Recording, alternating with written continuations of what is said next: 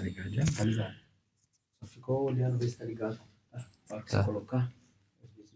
Uhum.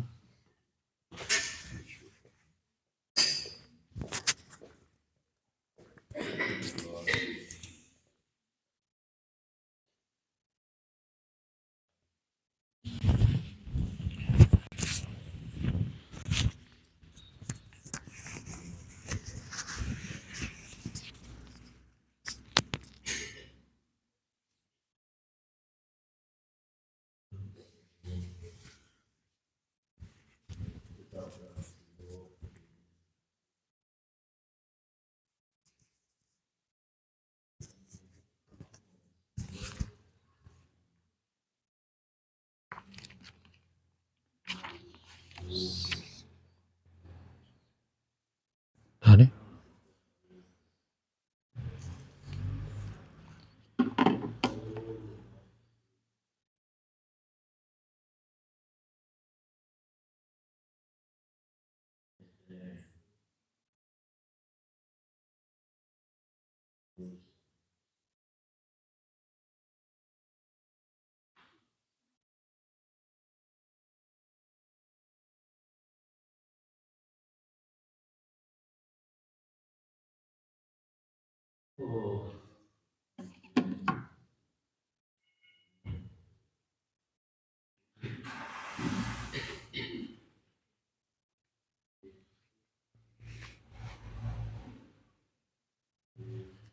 Glória a Deus. Saúde, meus irmãos, com a paz do Senhor.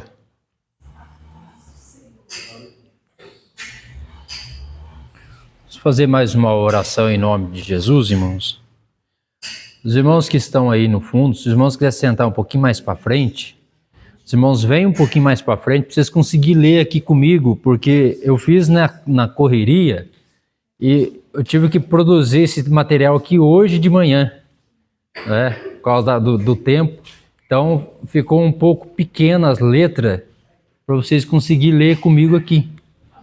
Tá bom? Aí vocês vão conseguir ler. Vamos unir. Vamos orar a Deus, irmãos? Se coloca de pé.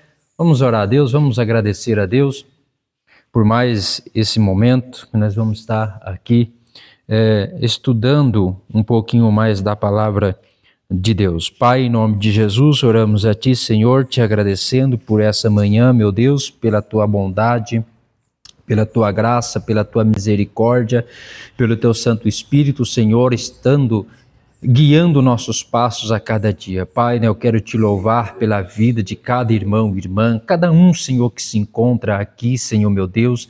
Creio, meu Pai, que será produtivo, meu Deus, esta manhã. Será, meu Deus, para louvar e glorificar, Senhor, o Teu nome. Será para engrandecer a Ti somente, meu Pai.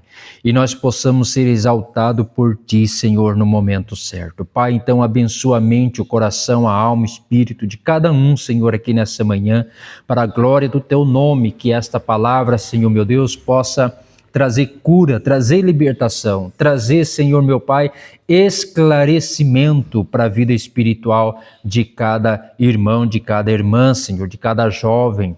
Meu Pai, no nome de Jesus eu te louvo, eu te agradeço, Senhor, por nós estarmos aqui, meu Pai. E que o Senhor abençoe, meu Deus, não só a nós que estamos aqui, mas todos aqueles, meu Deus eterno, que poderiam estar, mas não estão. Que o Senhor ilumine os corações deles também, Senhor, em suas casas, guardando eles de todo mal, Senhor, e curando eles também, meu Pai, no nome de Jesus. Eu oro assim, Senhor, e te agradeço em nome de Jesus. Amém, amém e graças a Deus. Pode se sentar. Lição de número 5, tá? Lição de número 5. Hoje nós vamos falar sobre o juízo escrito na parede, tá? Aí na sua revista, na página 29, Verdade Prática, a nossa verdade prática, vai dizer assim: quando o orgulho e a irreverência contra Deus chegam ao limite, o juízo divino é inevitável. Na página 29, lição 5. O texto áureo diz assim, ó, Tekel, pesado foste na balança e achado em falta.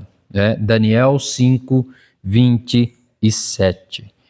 O nosso tópico, irmãos, que nós vamos estar trabalhando aqui, vou trabalhar aqui na questão do resumo da nossa lição.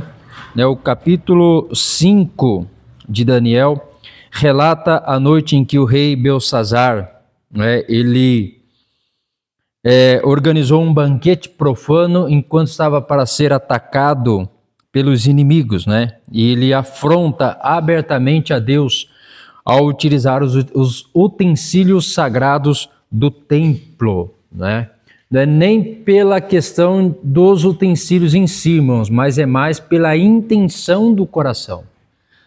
Então, utensílios, copo, taça, isso não quer dizer nada, mas é a intenção, que o rei ele colocou no coração. Lembrando que esse camarada aqui, ele é neto de Nabucodonosor.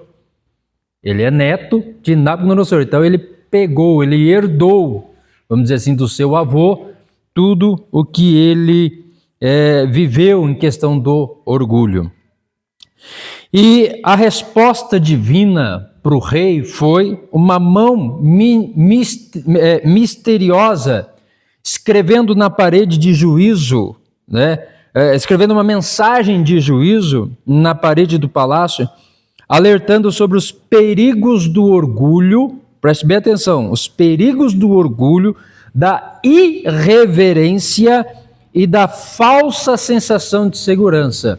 Tá certo? Então, na outra aula, a gente aprendeu com o irmão G. Anderson um pouco sobre o orgulho, já na outra aula que eu ministrei também falamos um pouco, mas hoje é o dia da gente esmiuçar esse tema para a gente entender como a gente deve lutar e vencer. Quantos casamentos, pastora, têm se rompido por causa do orgulho?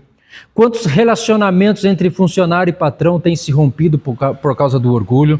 Quantas pessoas têm saído da presença de Deus por causa do orgulho, E a gente vai descobrir, irmãos, que a raiz de todo pecado, irmão Lucas, é o orgulho. Quer ver um exemplo? Discussão. Quando se discute, um diz que está certo, outro diz que está errado. E qual que é a base de tudo isso, irmão Lucas? O orgulho. Alguém está orgulhoso bastante para não aceitar que está errado, que precisa se reconciliar, enfim. E assim a gente vai trabalhar essa questão. Aí vem, irmãos, a questão do banquete da arrogância. Olha que coisa. Belsazzar, ele deu um grande banquete para 1000 dos seus grandes. Aí no primeiro tópico, o rei Belsazzar deu um grande banquete a 1000 dos seus grandes e bebeu vinho na presença dos 1000. Esse camarada, que é neto de Nabucodonosor, organiza uma celebração extravagante para demonstrar seu poder e influência. Em plena crise com o Império Babilônico ameaçado pelas forças persas, o rei se entrega à embriaguez e à ostentação. A festa reflete um espírito de arrogância cega diante da iminência do juízo. Em vez de buscar a Deus, Belsazzar escolhe zombar e se deleitar em sua própria glória. E esse comportamento revela uma atitude comum na história humana. A ilusão da segurança baseada em riquezas, poder e prazeres passageiros. Quando andarem dizendo paz e segurança, eis que lhe sobrevirá a repentina destruição, como vêm as dores de parto, a que está para dar à luz, e de nenhum modo escaparão. Então ele realiza, e em meio à ameaça do exército medo-persa cercando a cidade, ele revelou uma atitude de embriaguez e ostentação e falsa segurança baseada em tudo que ele possuía. E quantos de nós, às vezes, irmãos, se a gente não tomar cuidado, a gente começa a se apegar ao que nós possuímos, com pretexto de que confia em Deus, de que crê em Deus, mas que na verdade você está acreditando naquilo que você possui, naquilo que você tem. Porque se faltar, é de fato que você vai ver se você realmente está confiando de fato em Deus. Vou dar um exemplo, irmãos. Mediante uma situação de saúde, por exemplo, que o dinheiro não consegue resolver o problema, que os médicos não conseguem resolver o problema, você de fato está confiando em Deus? Você vai continuar confiando em Deus? Porque confiar em Deus já é, Zé, quando tudo está ok, quando tudo está certo, dinheiro na conta, está sobrando, todo mundo com saúde, o carro está legal, a moto está legal, a casa está boa. Ora, todos nós falamos, eu confio em Deus, né? Mas aí quando a coisa vai apertando, quando a coisa vai saindo fora dos trilhos, quando as coisas vão ficando muito difíceis, será que nós continuamos com a mesma fé? Né? Então aí é que está o problema, irmãos. Então a gente tem que tomar cuidado. A gente tem que tomar cuidado para a gente não ter esse pensamento de que confia em Deus de fato, mas que na verdade a gente está confiando naquilo que nós possuímos, confiando no nosso emprego, confiando nos nossos patrões, né? Confiando no pastor, não é? Confiando no líder. Mas aí quando o problema chegar e nenhum dessas pessoas conseguir te ajudar, né? Então, irmãos, a gente tem que tomar muito cuidado com isso. Aí vem o segundo subtópico, que é a profanação dos itens sagrados. Enquanto Belsazzar bebia e apreciava o vinho, mandou trazer utensílios de ouro e de prata que Nabucodonosor, seu pai, que aqui ele fala pai, mas na época era uma atitude normal chamar o avô de pai, né? Tirara do templo que estava em Jerusalém, para que neles bebessem o rei e seus grandes, as suas mulheres e concubina. Em um ato de extrema irreverência, Belsazzar manda trazer utensílios sagrados, né, do templo de Jerusalém, que era dedicado exclusivamente ao serviço de Deus, né? E ele afronta a Deus, como eu falei, irmãos, não por conta de usar os objetos, mas sim da intenção no coração de profanar diretamente. Levíticos 10:10 diz, para fazer diferença entre santo e profano, entre imundo e limpo. Olha que coisa interessante, irmão. A Bíblia ensina que aquilo que é separado para Deus deve ser tratado com reverência, não ser idolatrado. É diferente, não é, pastor? De reverência para idolatria. Então eu tenho que ter respeito com as coisas que os músicos usam. Eu não posso chegar aqui e começar a ficar mexendo nas coisas. Posso? Não, não posso. Primeiro que eu não sou músico. Segundo, o que eu vou fazer ali? O que eu vou xeretear ali, né, que é o povo mais antigo? O que eu vou xeretear ali? Então eu tenho que ter respeito, né? Respeitar aquilo, não é? Que é consagrado, de certa forma, ao serviço de Deus.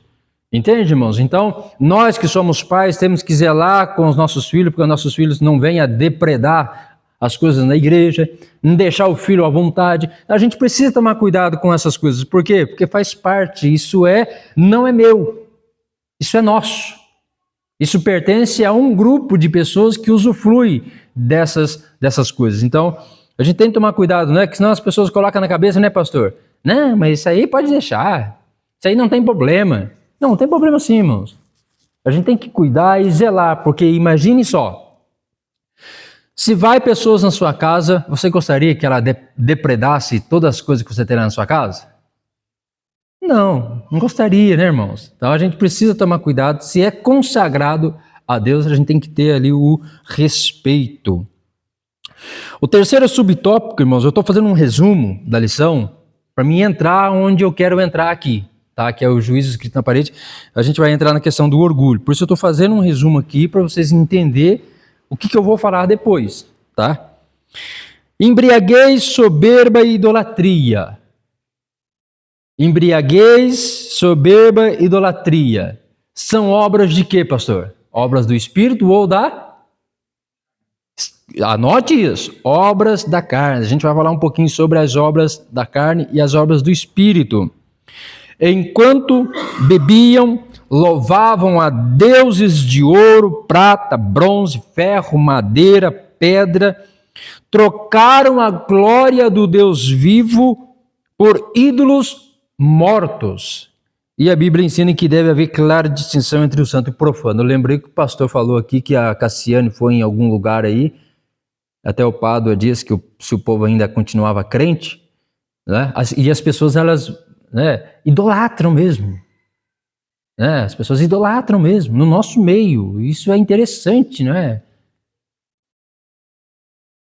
E respeitar, irmãos, tirar uma foto, isso é normal, isso é comum, mas tudo bem.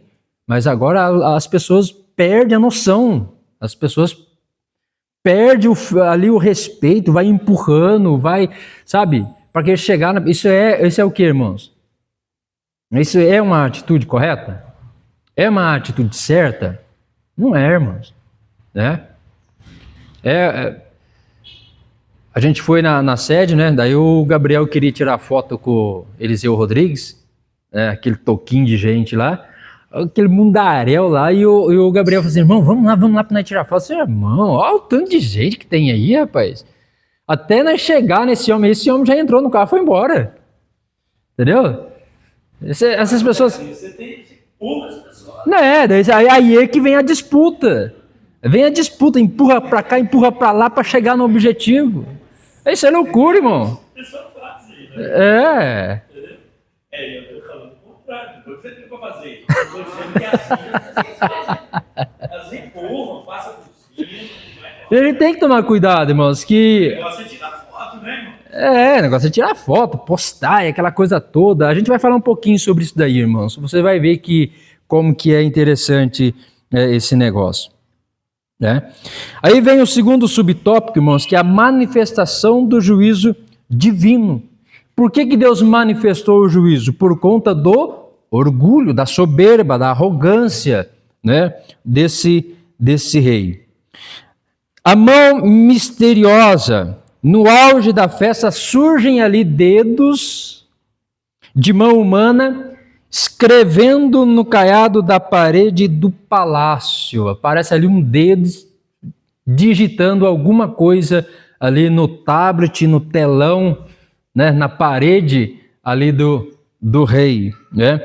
E a visão interrompeu o clima festivo e encheu Belsazzar de pavor extremo. Seus joelhos batiam um no outro e seu rosto empalideceu. A presença do sagrado expôs a fragilidade humana. A presença de Deus expôs a fragilidade do rei. Né? Então, quando ele teve aquela visão de um dedo humano, por que dedo humano? Você vai aprender daqui a pouco. Por que dedo humano? Por que Deus não usou um varão de ferro? Por que Deus não usou uma madeira? Por que Deus usou um dedo humano? Deus mostrando para o rei, irmãos, que para quebrar o orgulho dele, não precisava nem sequer estender as mãos, era apenas um dedo. Apenas um dedo escrevendo na parede colocou o rei em pavor. Né? E às vezes, irmãos, Deus ele permite, né, que apenas, irmã Diva, o dedo mindinho vem só dar um toque em cima de você e você desmonta todinho. Entende, irmãos? Aí vem a falência dos sábios. Belsazzar convoca os sábios, astrólogos, adivinhos, prometendo honra, autoridade, dando tudo, né? O terceiro posto do reino, né? Oferecendo o terceiro posto do reino. Quem conseguisse revelar o que aconteceu ali, né? Quem interpretasse ali a escrita. Lembrando, irmãos, que nesse contexto Daniel já está bem idosinho, né? Daniel já não é mais aquele jovem lá da época de Nabucodonosor. Agora ele já está mais de idade. Só que a sabedoria estava sobre quem? Sobre Daniel. Entende, irmãos? E nenhum dos sábios foi capaz de fazer a leitura, de fazer a interpretação. Nenhum dos sábios conseguiram interpretar aquela mensagem, demonstrando limitação da sabedoria humana diante dos mistérios divinos. E ali estava Daniel. Daniel olhou para aquela escrita e ele, com a sabedoria de Deus, fez a devida interpretação. A rainha lembra de um homem. Se nenhum dos sábios conseguiram resolver o problema, ela lembra de um homem. Quem que ela lembra? Daniel. A rainha mãe entrou no recinto e lembrou ao rei sobre Daniel, em quem havia o espírito dos deuses santos. Para eles, na cabeça deles. Além de sabedoria e discernimento extraordinário, desde os dias do rei. Daniel é lembrado como um verdadeiro servo de Deus, pronto para agir nos momentos de crise. O que a gente aprende aqui, irmãos? Irmão Lucas? Será que nós estamos, como Daniel, irmão Ronaldo, preparados para ser lembrado nos momentos de crise, na vida de alguém, e a pessoa lembrar-se, lembrei do irmão Ronaldo, homem íntegro, reto, justo, temente a Deus, Vou procurar o irmão Ronaldo. Nem pelo fato de ele estar sem exercer aquele chamado que ele teve de revelações, ele não estava desanimado, né? Você percebe que ele está pronto, quando a rainha lembra dele, Sim. ele está prontinho para ir lá e fazer, estava, vamos dizer assim, diante de comunhão com Deus da mesma forma. Nada mudou. Nada mudou. Ao contrário de que quando a pessoa às vezes está na igreja e fica um tempo sem cantar, aí às vezes é chamada, a pessoa fala, pastor, eu não vou não, faz muito tempo que eu não faço, então agora não dá para fazer não tem jeito não. Mas peraí, é o Espírito Santo de Deus que tem que agir na nossa vida em todos os momentos, não é somente quando a gente está ativo na igreja. Exatamente, irmãos. Isso me fez lembrar um pouquinho da parábola das 10 virgens. 5 prudentes, 5 imprudentes. As 5 prudentes estavam com a lamparina acesa e com duas coisas. Lamparina acesa e com azeite, com óleo. E a imprudente? Estava com a lamparina acesa, mas estava faltando o quê? É o crente 6 horas. É o crente 6 horas. Lamparina lá é a palavra de Deus. Todo cristão, Mateus, tem a palavra de Deus. Mas só que isso, irmãos, tem que ser associado com o quê? Com uma vida de intimidade contínua com o Pai, com Deus. E as 5 prudentes permaneciam essas duas coisas. Lâmpada acesa e intimidade.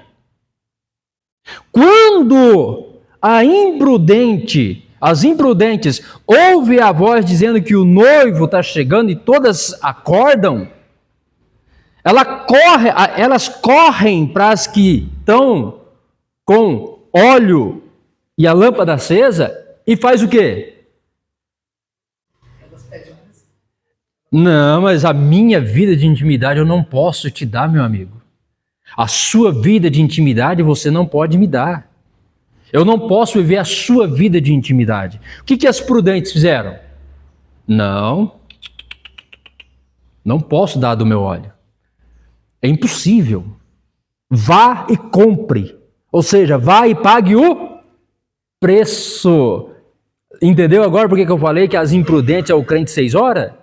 É o crente que não está nem aí, irmão. É o crente, é o cristão que ele está na igreja, ouve a palavra de Deus, mas durante a semana ele não tem intimidade nenhuma com Deus. E quando o negócio pega, irmão Lucas, ele corre para a igreja pedindo oração. Entende, irmãos? As prudentes não precisa o pastor ficar falando para orar, não precisa o pastor ficar pedindo para vir para a igreja, não precisa o pastor ficar pedindo para ler Bíblia, não precisa o pastor ficar pedindo para entrar em comunhão, porque são prudentes o tempo todo, estão prontas o tempo todo.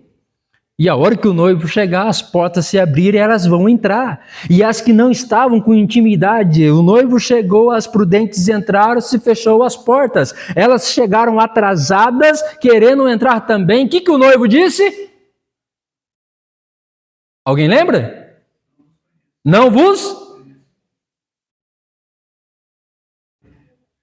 Irmãos, pode ter teologia, pode ter palavra. Mas se não tiver vida de intimidade com Deus, irmão, nada feito. Entende, irmãos? E o terceiro subtópico, irmãos, o terceiro tópico vai falar sobre a condenação de Beltsazar. Daniel rejeita as dádivas do rei. Estava sendo oferecido um monte de coisa para o rei. E hoje, irmãos, a gente vive num contexto onde as coisas funcionam dessa forma. Não, Rafael, deixa eu dar uma passadinha aí nas coisas aí que eu dou X para você. A gente tenta entrar pelos atalhos, entrar pelos caminhos dos atalhos, né? E Daniel recusou categoricamente os presentes, as honras, as recompensas de Beltsazar. Ele recusa. Porque a confiança de Daniel não estão nessas coisas. Estão aonde? Se Daniel aceitasse, irmão, Daniel estaria caindo no mesmo erro do rei. No mesmo erro. E o profeta, irmãos, ele demonstra o quê? Integridade.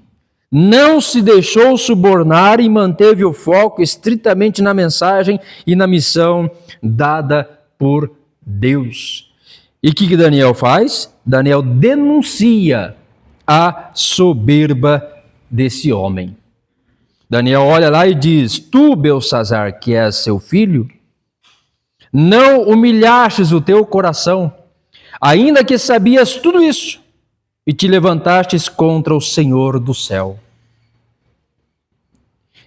Daniel relembrou como Deus humilhou o avô de Beltsazar, Nabucodonosor, até que este reconhecesse a soberania do Altíssimo. Nós falamos que o rei chegou ao ponto de se tornar um animal.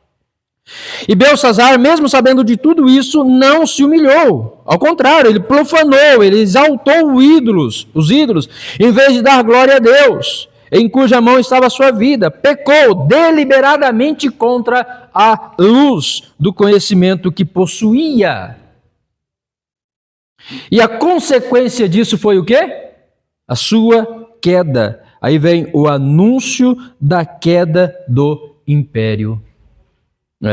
Anúncio da queda do império. Esta é a interpretação daquilo. Mene, contou Deus o teu reino e deu cabo dele. Tekel, pesado foste na balança e achado em falta. Pérez, dividido foi o teu reino e dado aos medos e aos persas.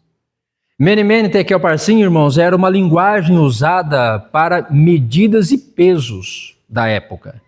Então, quando os sábios da Babilônia olharam para aquilo, ficaram pensando, o que significa esse negócio? É medida X, medida Y, medida X? O que significa? Qual é o significado? Né? Aí Daniel chega, lê e interpreta. Mene, mene, tekel, parsim, quer dizer, pesado, né? Você foi, contado você foi, pesado você foi e dividido você foi. Né? Essa é a linguagem que Daniel olhou. E quando Daniel dá essa sentença, irmãos, naquela mesma noite, Beltsazar foi morto e a Babilônia caiu.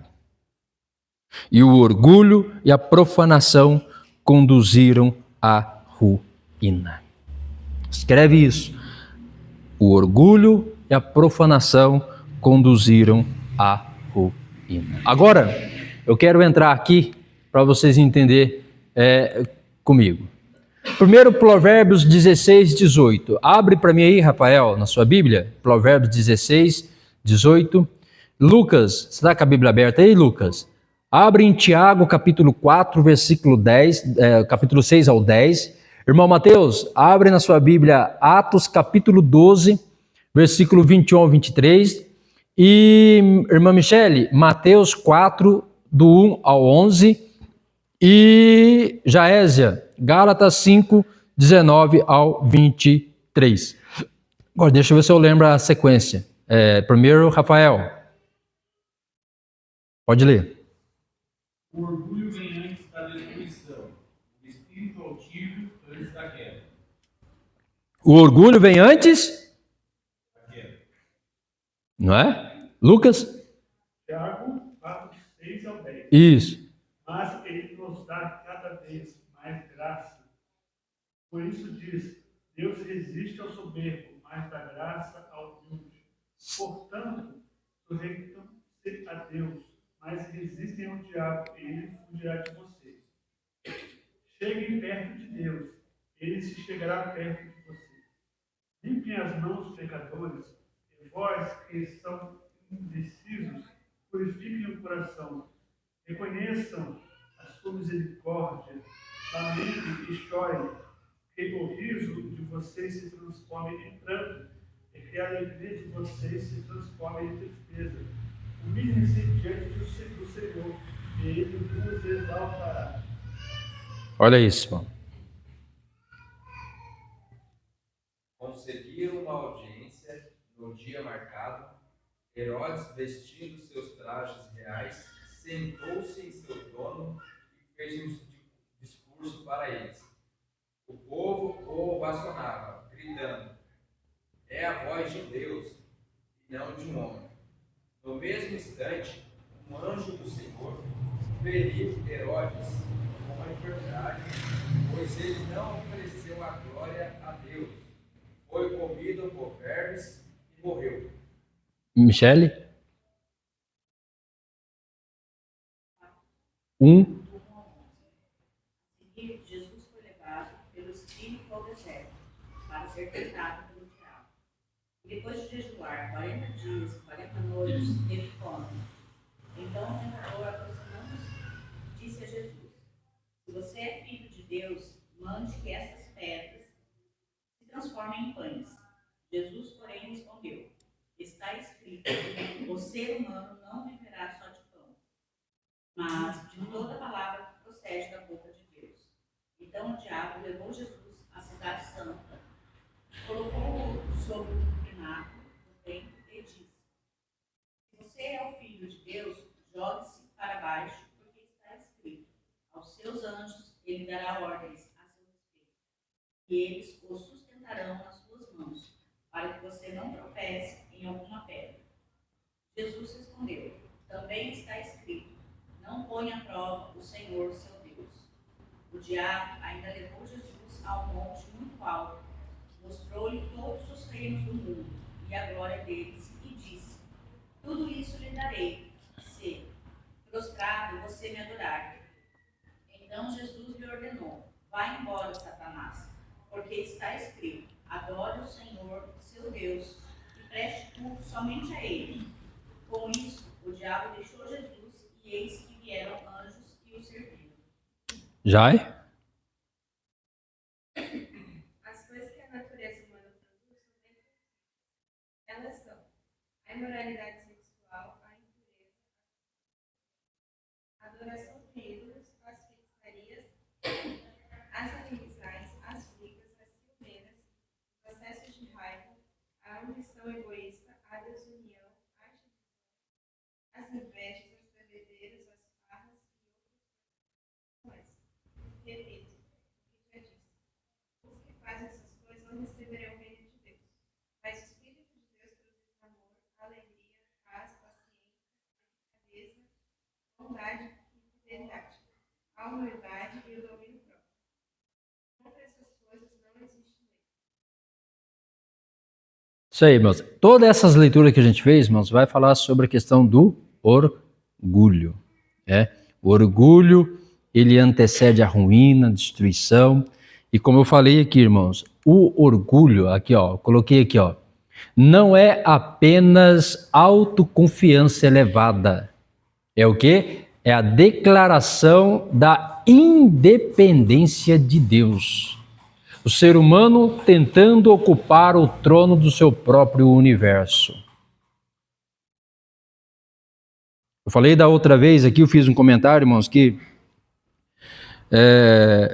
uma das coisas que a gente que trabalha com libertação e tudo mais, a gente ajuda pessoas a se libertarem, uma das dificuldades que a gente tem com essas pessoas, irmãos, não é a questão de expulsar demônios, não é a questão de fazer ela se libertar de algum tipo de vício, não é a questão de fazer ela se libertar de alguns traumas, algumas coisas. Isso aí a gente consegue trabalhar. O que é difícil, pastor, é a gente fazer a pessoa se libertar do próprio orgulho dela. O próprio orgulho dela não deixa ela reconhecer que ela é orgulhosa. Entende, irmãos? E é muito complicado. Então, veja, esse diagnóstico aqui do orgulho é para vocês terem uma noção. Eu estou fazendo aqui uma integração, irmãos, de duas coisas. O que a psicologia fala sobre isso e o que a teologia, o que a palavra de Deus fala sobre isso. Entendeu, irmãos? Então, veja lá, a visão psicológica. Visão psicológica é a inflação do ego. O que é a inflação do ego? Quando o ego se expande indevidamente, ignora suas próprias limitações, ignora suas próprias vulnerabilidades, ignora suas próprias dimensões do seu inconsciente. A pessoa esquece de si, sabe que ela sabe aquelas pessoas que quer desafiar, irmão Lucas, os seus próprios limites, para mostrar que é melhor, para mostrar que pode fazer mais, e a pessoa... Tem pessoas que até perdem a vida por conta disso, né? Porque o orgulho, a inflação do ego, indevidamente, irmãos, faz com que a pessoa esqueça, ignore as suas próprias limitações. Ela sabe que ela não consegue, mas o orgulho vai dizer, não, vai. Ela sabe que não é para ir. Ela sabe que não é para brigar, mas ela vai brigar. Porque ela é prepotente, ela quer sempre estar por cima. Entende? As escrituras, irmãos, revelam a cura. Qual que é o oposto do orgulho? A humildade. E não é aquela humildade fingida não, tá? Porque tem a humildade fingida que é pior que o orgulho, eu acho. Aquelas pessoas que se fingem de humilde e tal, né? Até você apertar o calo dela, aperta o calo dela para você ver se é realmente humilde. Pastor? Tinha um pastor e ele dizia o seguinte, que aquelas pessoas que dizem assim, irmão, eu aqui nessa igreja sou o menorzinho daqui, sou o mais pequenininho daqui. Ele falou, esse é o orgulhoso mesmo. Entendeu? Por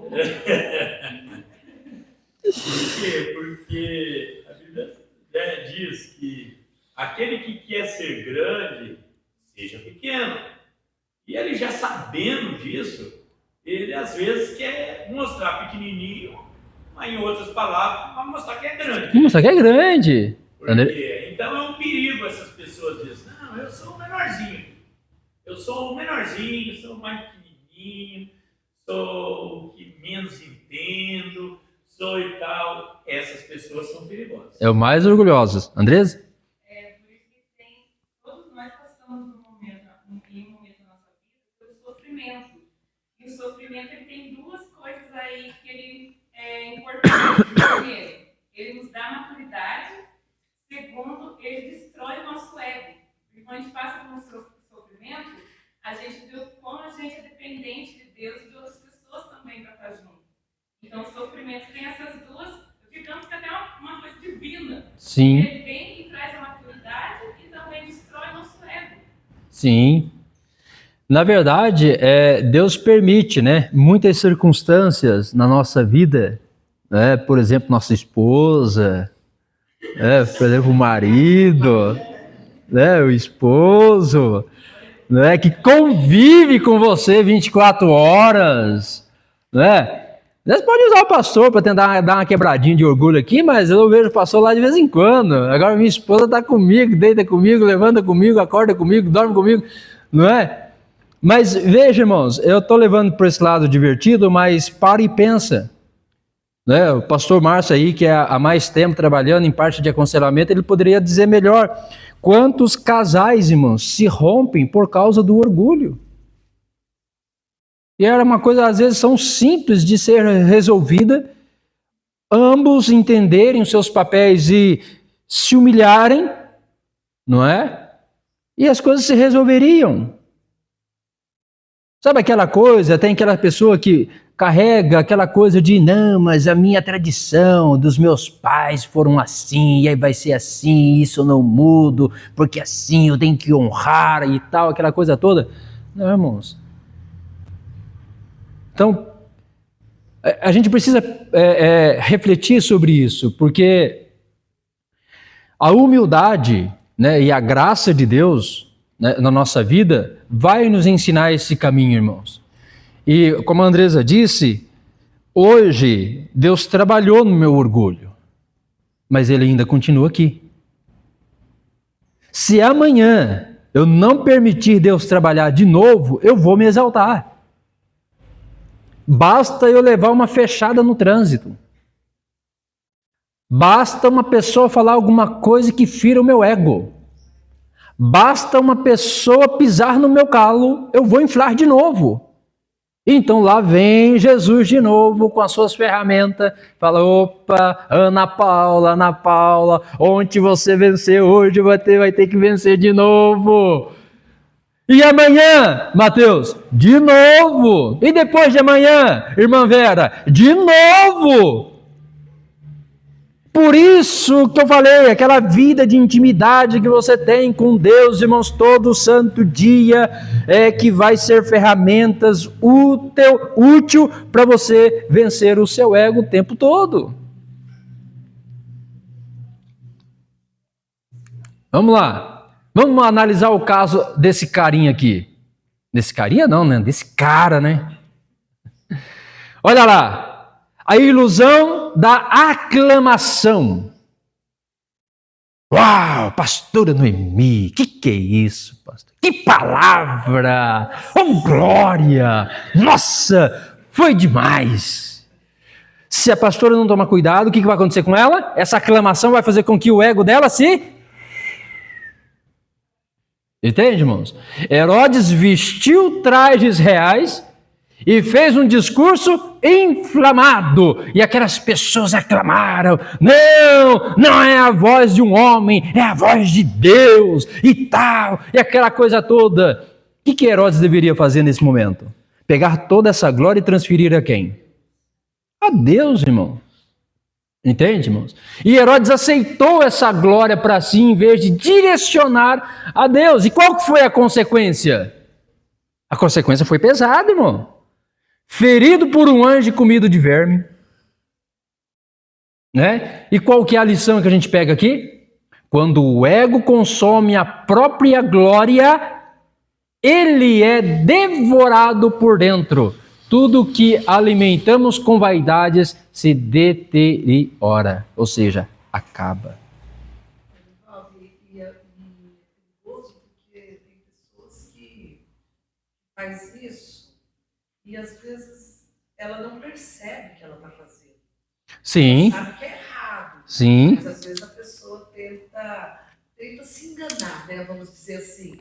Porque tem pessoas que pensam assim, que não sabem que... Não, eu não estou me gloriando, mas só o fato da pessoa achar que ela é boa demais naquilo, que ela não depende do Espírito Santo para falar para a igreja, para cantar, para louvar, nas mínimas coisas, porque tudo, eu vejo assim, que tudo que é feito na igreja, tudo, absolutamente tudo, até a limpeza da igreja, é do Senhor, sabe? Precisamos ter a direção do Espírito Santo, porque a casa é dele, a igreja é dele.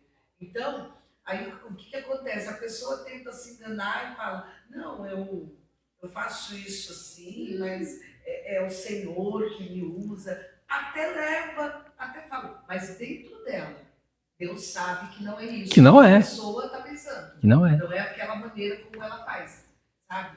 Aí ela já não estuda mais para pregar, porque ela conhece bem teologia, ela já ensaia para louvar, ela louva os hinos bonitos que estão na praça. Sim. Elas louvam mais o hino que fala ou tem mensagem para a igreja. Sim.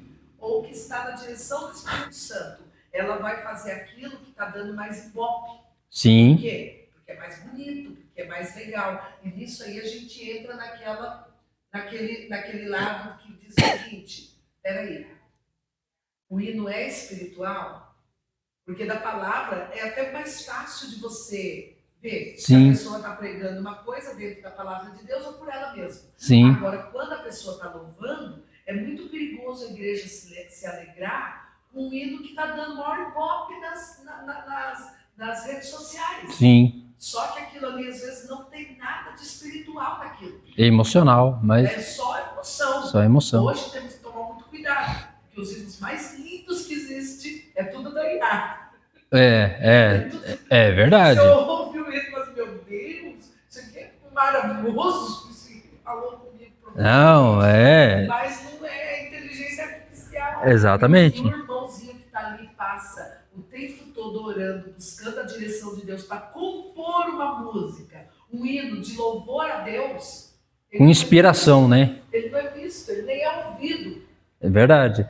Irmãos, é interessante porque a gente percebe isso, a gente vive isso, a gente tem que lidar com isso o tempo todo, não só eu, você também, com essa questão da aclamação, com essa questão dos elogios, né? Com essa questão do você faz bem, porque se uma hora o negócio sair fora dos eixos, a queda é terrível. Entende, irmãos? Então, o coração nosso sempre tem que estar analisando e avaliando se aquilo que eu estou fazendo, por qual motivação está sendo. Por que eu estou fazendo? Entende, irmãos? Independente de aclamação ou não, independente se eu vou ser visto ou não visto, o que me importa é Deus me veja, que Deus me veja. Né? Ajuntar tesouros aonde? Na terra ou no céu? No céu. Então, se você faz e as pessoas te elogiam, Deus seja louvado. Mas se você faz e as pessoas não te elogiam, Deus seja louvado do mesmo jeito. Se eu fizer e as pessoas irem junto, Deus seja louvado. Se eu fizer e as pessoas não forem junto, Deus seja louvado. Né? Então a gente tem que tomar cuidado, porque enquanto eu estou trabalhando, produzindo e tal, aquela coisa toda, eu faço sacrifício terrível, não é? Ao ponto de comprometer a própria saúde, só para depois, no final das contas, pastor, receber uns elogios. A pessoa começa a viciar nisso. Aí quando não sai do jeito que ela esperava, do jeito que ela desejava, aí ela começa a criticar, ela começa a apontar, ela começa a julgar outras pessoas, porque as coisas não saíram do jeito que ela queria que saísse. Entende, irmãos? Então, o que Herodes caiu? Herodes, ele caiu numa coisa que a psicologia chama de persona. Persona, você vai entender, é a máscara do imperador, a máscara de imperador Deus. Eu faço, porque eu sou. Entende, irmãos? E Herodes, irmãos, ele deixou ser levado por conta disso. Agora, vamos entender um segundo ponto aqui, ó. A tentação no deserto. Jesus também foi tentado, na mesma proporção dos outros. O anti-orgulho de Mateus. Jesus e o confronto com a tentação do ego. Olha que coisa interessante, irmãos. Primeiro, veio o quê? O apetite do ego. Pedra em pães. Vai, alimenta o seu ego. Perca a oportunidade não. Irmãos, entende uma coisa, que toda vez que eu leio Mateus 4, Lucas 4, que conta a história da tentação de Jesus, eu lembro de uma coisa. O diabo ele não queria fazer Jesus... O diabo não estava preocupado com a promessa que Jesus tinha. Não estava preocupado. Ele estava preocupado, era fazer Jesus pegar um atalho para chegar na promessa. Porque tem um caminho para você seguir. O que ele queria fazer é Jesus sair desse caminho e pegar o atalho. E o que tem de crente, irmãos, que gosta de pegar atalhos na vida espiritual, não está escrito. Quer ver um exemplo? Nossa, tem uns irmãos que gostam de fazer orações no monte, naquele monte X, ali o fogo desce e todo mundo vai para lá. Ora, por que um monte não pode ser o seu quarto? Qual que é a diferença do Deus que está lá no monte e do Deus que está aqui com você? Que está no seu coração, na sua alma, no teu espírito. A gente tem que tomar cuidado que a gente começa a criar esses atalhos. A gente começa a querer colocar as coisas porque, mas se eu não for... O que Jesus, o diabo ele tentou fazer Jesus pegar esses atalhos. Usar o poder espiritual para satisfação pessoal. Atalho? E se Jesus fizesse isso? Ele sairia do caminho. Segundo, aliás, qual foi a resposta de Jesus? Total dependência de quê? Da palavra de Deus. Exibição ali da persona, que é a sombra. A gente vai falar um pouquinho sobre isso. Você vai entender o que é isso aqui. Pináculo do templo. Levou Jesus aonde? No lugar mais alto. E quantos de nós, irmão Lucas, queremos ficar mais alto do que as outras pessoas? Não é? O desejo de espetáculo e aplausos públicos. Se tiver público, pastor, ok. Mas se não tiver, qual foi a resposta? Não tentar o Senhor. Terceiro, ilusão de domínio. Olha os atalhos, irmãos. O Monte Alto, o atalho do poder e do controle sobre o mundo. Não! Olha o que o diabo fala, Rafael. O diabo chega para Jesus e diz, não, se você só agora, não é para você ficar prostrado para sempre, é só agora, prostra só agora, só esse momentinho, alguns segundinhos aqui, prostra nos meus pés, que eu te darei todo o reino desse mundo, só agora. Lucas? Que troca maravilhosa, não é? Pastor? E aí é uma coisa muito interessante dessa passagem, sabe por quê?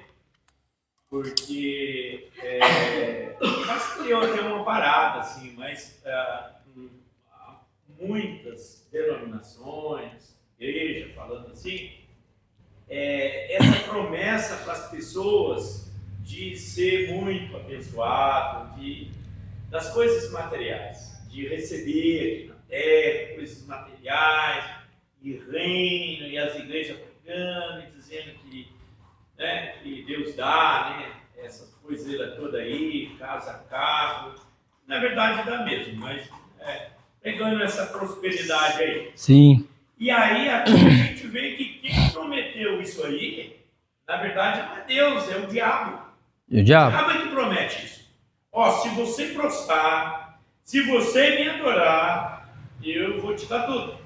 Eu te dou o reino, eu te dou tudo para você, eu te dou poder, eu dou isso, eu dou aquilo. Então, na verdade, essa promessa de dar coisas para esse mundo, essas promessas não é de Deus. Essa promessa é do próprio diabo, que é ele que promete essas coisas. E detalhe, irmãos, traímos Deus quando aceitamos esse tipo de proposta. Nós cometemos o ato de traição. Nós cometemos adultério espiritual. Quando passamos a confiar naquilo que foi apenas resultado de trabalho, resultado das coisas, ou como o pastor falou, e a gente confia, a gente trai a Deus. Agora olha aqui, Tiago capítulo 4. O que Deus faz?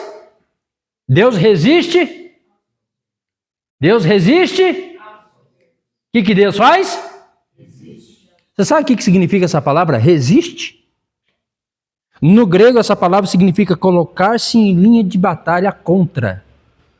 Colocar-se em linha de batalha contra. Quando Deus fala isso daqui, Deus está dizendo, eu estou me colocando em linha de batalha contra fulano. Irmãos, é Deus que está falando. Deus não está falando aqui, não, vou mandar um anjo para ir na linha de batalha. Vou mandar um profeta. Deus fala, não, eu mesmo pessoalmente vou. Eu mesmo vou tratar desse cara. Eu vou tratar essa pessoa. E Deus vem, se coloca na linha de frente, né, contra essa pessoa. O orgulho guerreia contra o próprio Criador. A sua luta não é contra o demônio, não é contra o Satanás, não é contra as pessoas, a sua luta é contra Deus diretamente quando você é soberbo o suficiente. Entendeu, irmãos? Olha lá, ó, colocar-se em linha de batalha contra. O soberbo não está apenas cometendo um erro moral, ele está entrando em guerra com o próprio Criador. É por isso que ele fala, irmãos, que ele abate. E o que é abater? Já aprendemos aqui. Abater significa cortar mesmo, tirar de cena. Entende, irmãos? Então, quando a gente vê uma pessoa muito orgulhosa, pode ficar tranquilo, que quem vai tratar com ela não vai ser você, não vai ser o diabo, não vai ser os demônios, não vai ser o pastor, vai ser o próprio Deus. O próprio Deus vai chegar lá e vai tratar com ela. Tá certo? Então vamos seguir. Agora aqui que eu queria começar a entrar aqui para a gente aprofundar um pouquinho aqui. O que é a psicologia junguiana e a estrutura da psique, da mente, fala sobre a questão do orgulho. O ego é apenas o centro da consciência. Esse cara aqui, que é o criador da psicologia comportamental, ele descobriu que o ego é apenas o centro da consciência da pessoa. Existe o ego bom e existe o ego ruim. Ele faz essa distinção. Quando a gente fala de ego, logo você entende coisa ruim. Mas, na verdade, irmãos, existe o bom ego e existe o ego ruim. E ele acreditar que o ego é o centro é a raiz da inflação psíquica. Ou seja, está aqui dentro. E você acreditando que você é o centro disso, já é a raiz para desencadear no quê? No orgulho. Que eu sou o centro. Já viu aquela pessoa que quer ficar no centro de tudo? Não é, pastor? Aquela pessoa que só ela quer se aparecer, só ela quer se destacar, só ela quer receber aplausos, só ela quer receber elogios, não é? Só ela tem razão. Só ela tem razão. Entende, mas e às vezes Está tudo errado. está tudo errado. Que é a máscara social. Isso aqui que é o interessante, irmãos. E não vem falar para mim que você não tem sua máscara porque você tem, porque eu tenho a minha, você tem a sua. O que é a máscara social? Vou dar um exemplo. Vou usar o Rafael, vou judiar do Rafael. O Rafael, ele tem uma imagem perante nós, perante a sociedade, por conta de trabalhar no Livinho, mexe com o público o tempo inteiro, não é? E todo mundo olha, elogia o Rafael. Diz, olha, o Rafael é uma pessoa muito boa, gente fina, não é uma pessoa bacana, não é? Mas eu vou perguntar para a Andresa. Andresa, me fala aí, como é o irmão Rafael? Tô brincando, não fala não, entendeu? Não é? Porque ela está convivendo com o Rafael. Então, isso que as pessoas veem do Rafael é a máscara social que elas estão vendo. Entendeu? Elas não estão vendo o Rafael na essência. As pessoas olham para mim e falam, nossa, o irmão Nivaldo é uma bênção, olha, Deus trabalhou na vida dele, ele é um cristão abençoado, não é? E tal, e enfim, mudou, transformou. É a máscara social que as pessoas estão vivendo, irmão. Pergunta para a Angélica. Oi?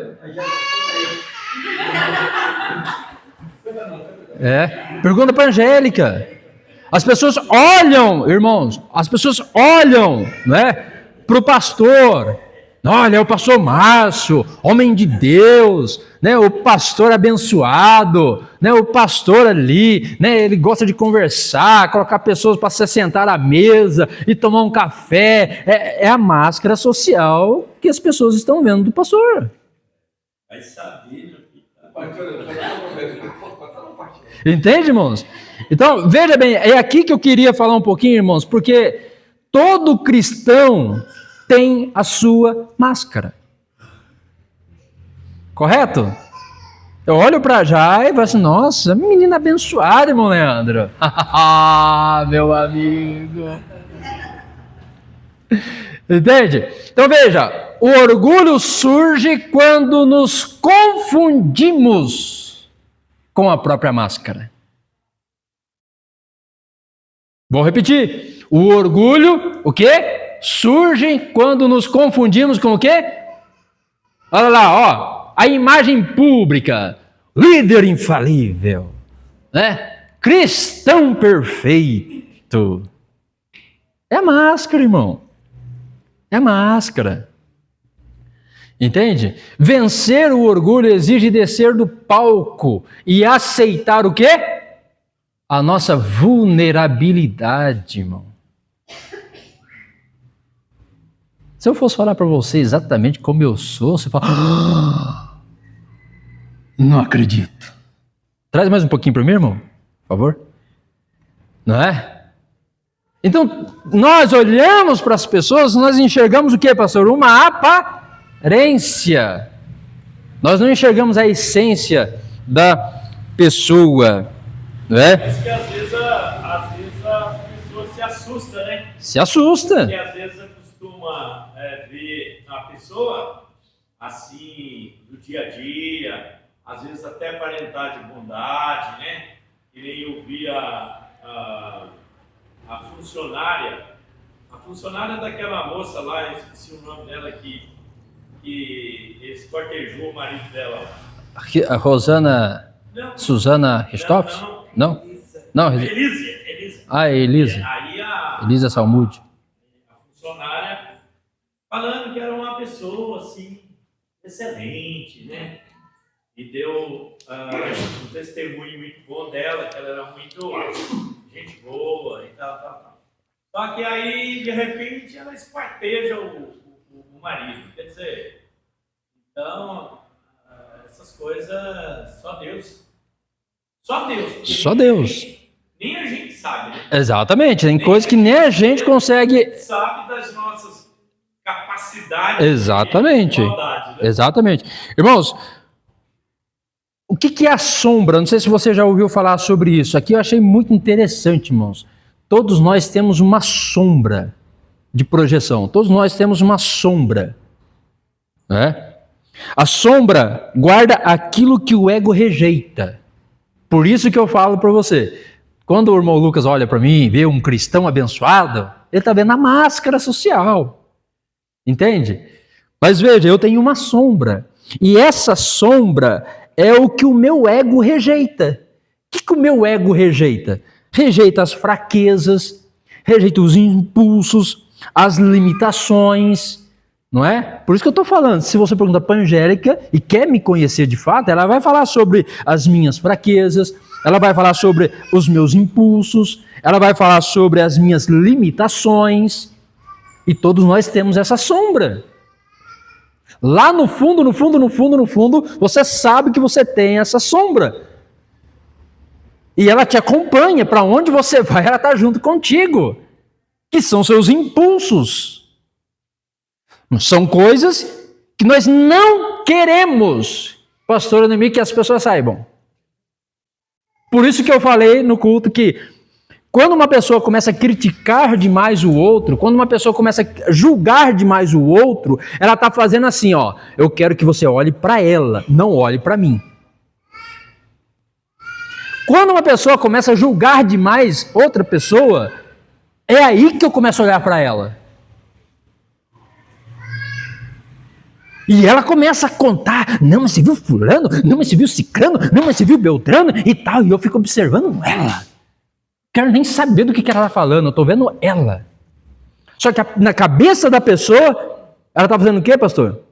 Ela está desviando a atenção dela para que você não veja as fraquezas, os impulsos, as limitações dela.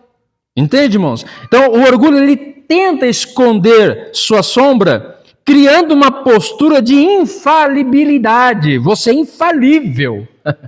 E eu crio essa máscara, eu transmito, não, eu sou infalível. De forma alguma eu vou mostrar cara de abatimento, de forma alguma eu vou estar aqui. Não, tá tudo certo. E não tá, irmão. Ô, irmão, quando eu cheguei aqui da outra vez, aí teve um obreiro aqui, e ele chegou e estava conversando com ele, né? Sobre essas questões, mais ou menos isso. Aí ele falou para mim assim, ó, um obreiro nosso aqui, gente boa, mas ele falou para mim, falou, pastor, o pastor aqui que passou aqui, ele ensinou a gente que quando a gente está aqui no culto, a gente não pode demonstrar nenhum tipo de fraqueza, que as pessoas têm que olhar para nós e ver em nós assim, gente forte, né? Entre outras palavras, usou esse termo, mas é como se fosse alguém infalível, assim, né? Um super-homem. Não. Aí eu falei para ele, não, mas isso aí não é assim não pode ser assim. Porque senão aí as pessoas, o que elas vão ter depois é muita decepção e frustração. Sim. Porque elas vão olhar pra gente, vai achar que a gente é um super-homem, mas de repente elas vão perceber que a gente não é nada daquilo. Então, elas vão se frustrar. Então, a gente tem que ser o que a gente é. E exato. É a graça de Deus que vai trabalhando. Que é suficiente para nós. É a graça, sim. Não é outra coisa. Olha aí, ó, o que é a sombra? A sombra, ele projeta nos outros os defeitos que recusa admitir em si. Por isso que eu falei, irmãos, todos nós temos essa máscara, né? Essa máscara social. Mas todos nós carregamos essa sombra. E detalhe, tem coisa que às vezes nem a esposa vai saber. Nem o esposo vai saber, irmãos. O único que vai saber é Jesus. Todos nós carregamos essa sombra. Entende, irmãos? Então, a gente precisa entender isso, isso vai te ajudar. Isso vai ajudar você a ajudar pessoas e se ajudar também, né? Aquele momento que você tem de oração com o Pai, com Deus, e você chega e rasga o seu coração, é você mostrar a sua sombra para Deus, você dizer, Senhor, olha, o Senhor conhece aqui meu impulso, o Senhor sabe que eu sou assim, o Senhor conhece, o Senhor entende que eu tenho as minhas fraquezas, as minhas limitações. Esta é a oração que Jesus disse, entra no teu quarto, fecha a porta e ora em secreto. E em secreto, teu Pai te ouve e te responderá, te atenderá. Entende, irmãos? Para a gente finalizar aqui, olha aqui o que eu coloquei para vocês entenderem sobre a sombra. A parte da psique que guarda nossas fraquezas e limitações reprimidas. Todos nós temos isso, irmão. Avalie um cadinho vocês, ver se você não tem, não. Tem pessoas que perdem o controle e precisam de tratamento. Vocês sabiam disso? Elas perdem o controle dessas limitações reprimidas, perdem o controle dos impulsos. Vou dar um exemplo. Como que chama aquela pessoa que ela não pode ver coisas pequenas que ela é instigado a roubar? Tem um nome, eu esqueci agora. Nem precisa, né? Ela não precisa, mas ela é instigada. Ela vê um controlinho assim, ela dá uma olhadinha no bolso. É dorobô. Dorobô. Aí é uma palavra japonesa. Dorobô? É ladrão. Ladrão? Dorobô. Não é? Então são pessoas, irmãos, que têm essa sombra e elas perdem o controle. Elas perdem o controle. Então, olha isso, irmãos.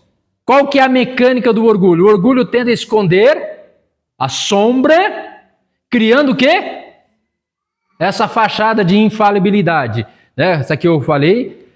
reconhecer e aceitar as próprias limitações, esquece isso aqui, irmãos, que é erro de digitação.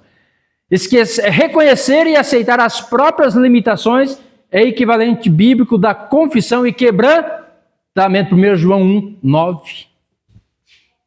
Então, irmãos, é aquela oração que você vai fazer depois que você sair daqui e ir embora para sua casa. Você, Senhor, preciso que o Senhor me ajude. E como eu falei, tem pessoas que pedem o controle desses impulsos ao ponto de ter que ser tratado. Você já prestou atenção? Eu já conheci pessoas que ela via coisa que não existe, só que ela via.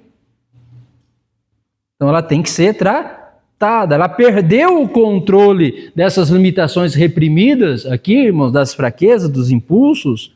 Ela precisa procurar ajuda. Entende, irmãos? Conhece aquela história de pessoas que têm dupla personalidade? Conhece? Eu já conheci pessoas com dupla personalidade, pastor. Difícil você lidar com ela. Porque você não sabe com quem você está falando.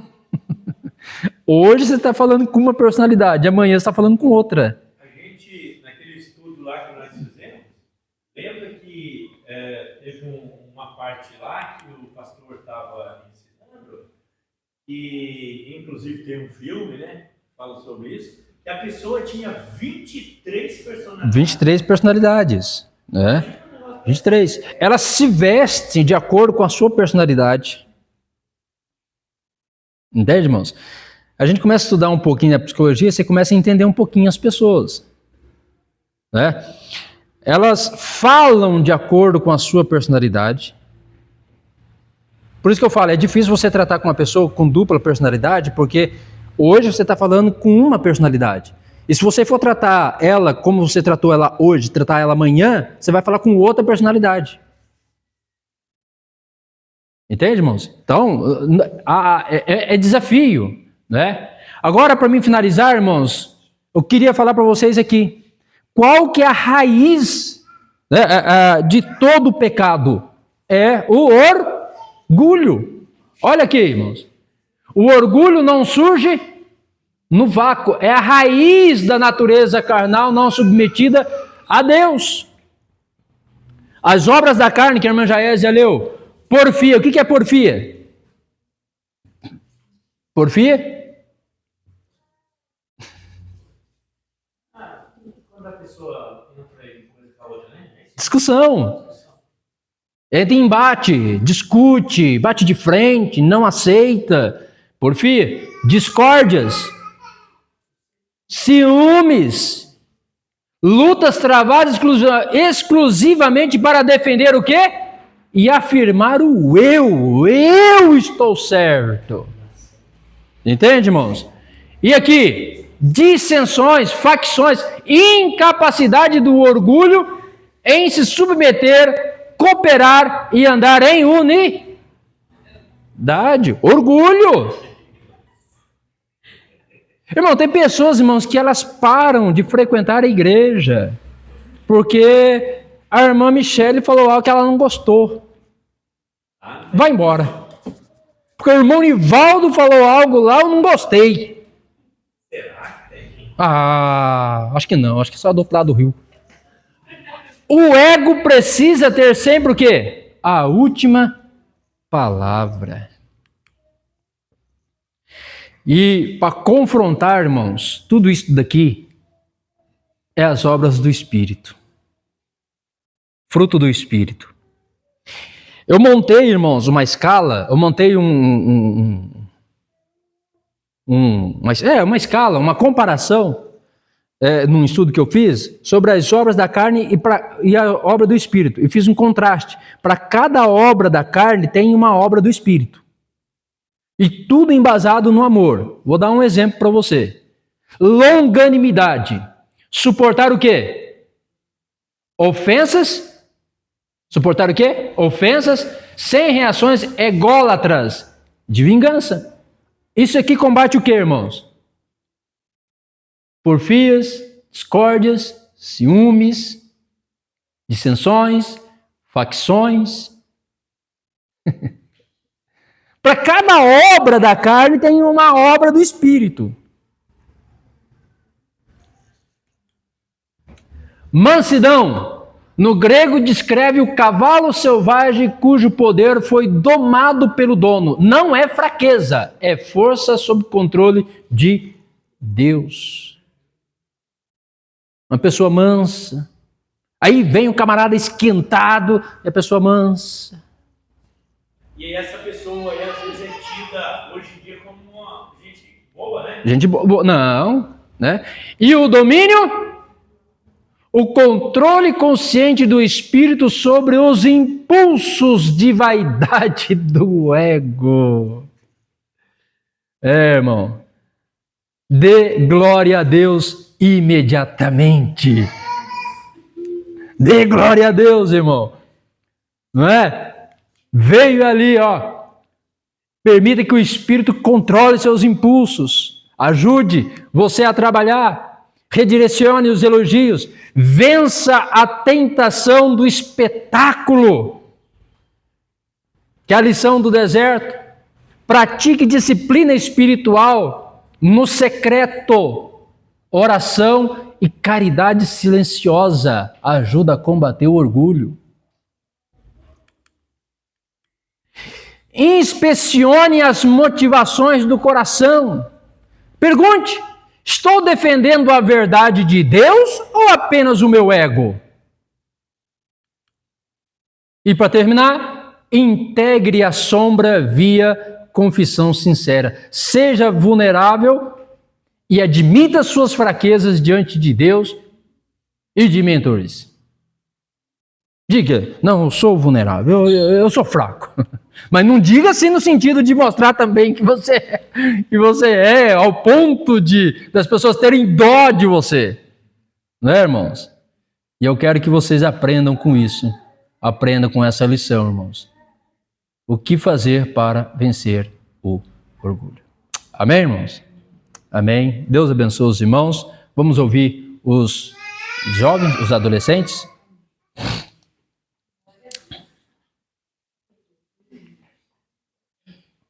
Cumprimentamos, irmãos, na paz do Senhor. A paz do Senhor.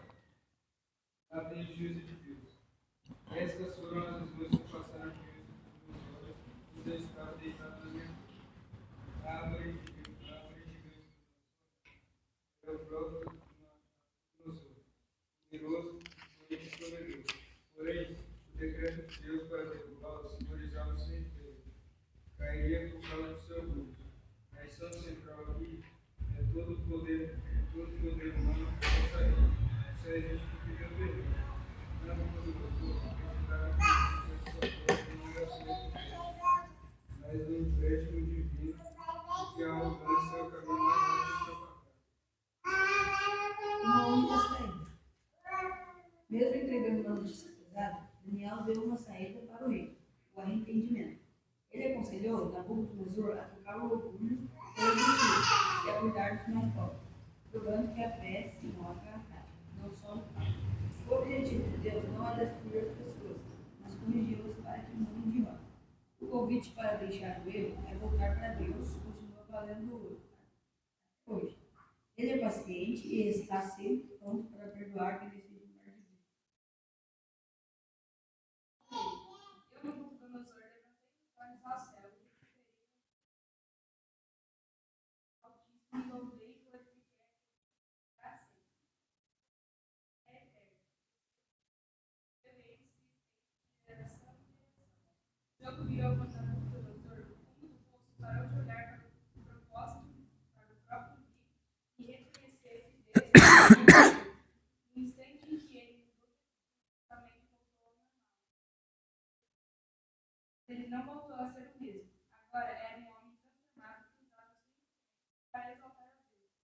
Olha, prova que o arrependimento sincero faz uma nova com um propósito muito maior. Mandando a real. O orgulho é uma armadilha perigosa. Precisamos entender que todo talento, sucesso ou posição que alcançarmos não é mérito só nosso, mas um presente de Deus, pelo qual devemos honrá-lo. A soberba é o caminho mais rápido para o fracasso. E a humildade é os que mantêm conectados à graça e ao favor de Deus. Objetivo: identificar os sinais e alerta do orgulho. compreender a soberania de Deus, reconhecer que os nossos talentos são presentes de Deus para ajudar os outros. Agradecemos a oportunidade em nome de Jesus. Amém. Glória a Deus. Acho que as crianças não vai apresentar, né? Não, Jai? Vamos ficar de pé, irmãos? Vamos orar enquanto isso? Agradecer a Deus. Próxima lição vai ser com a pastora Noemi. Lição de número 6. Daniel nas covas dos leões. Olha aí, pastor, ó.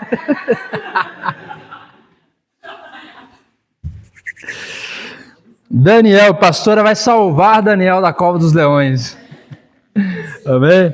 Então, próximo domingo, venham, vai ser muito bom também, em nome de Jesus, para a glória de Deus. Vamos orar, vamos agradecer a Deus, Senhor nosso Deus e nosso Pai. Muito obrigado, Jesus, por esse momento, que o Teu Espírito Santo possa conceder, Pai eterno, graça sobre nossas vidas, que nós possamos, ó Deus, a cada dia, Senhor, trabalhar nosso orgulho. Meu Pai, permitir que a nossa sombra, Senhor, seja clara diante de Ti, meu Deus. Que o Senhor olhe para nós, meu Pai. Veja, Senhor, meu Deus, o que precisa ser mudado. E o Teu Espírito, Senhor, meu Pai, nos ajude, Senhor. Confronte o nosso coração, Senhor, meu Deus, e para a glória do Teu nome, Senhor, nós sejamos transformados dia após dia pela Sua poderosa palavra. Abençoa, Senhor, a vida de cada irmão e irmã, e que cada um, Senhor, possa levar para casa, meu Deus, essa Sua palavra, e ter, Senhor, meu Pai, não só a Sua palavra, mas ter a intimidade contigo todo santo dia. A minha oração, Senhor, é esta, pela vida dos meus irmãos, no nome de Jesus Cristo. Amém e graças a Deus. Não vai apresentar as crianças? Não? Pastor? É? Que o amor de Deus, a graça do nosso Senhor e Salvador Jesus Cristo e a consolação e a comunhão do Espírito